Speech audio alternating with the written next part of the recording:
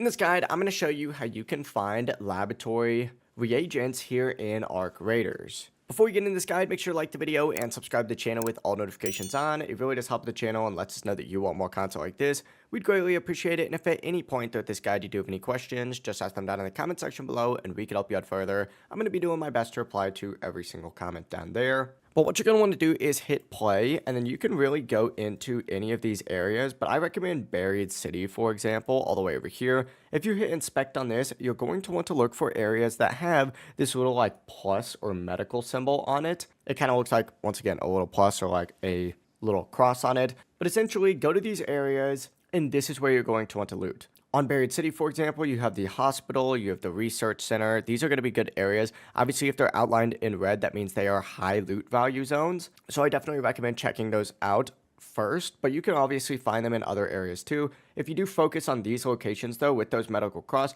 that's going to give you the best chance of getting those results.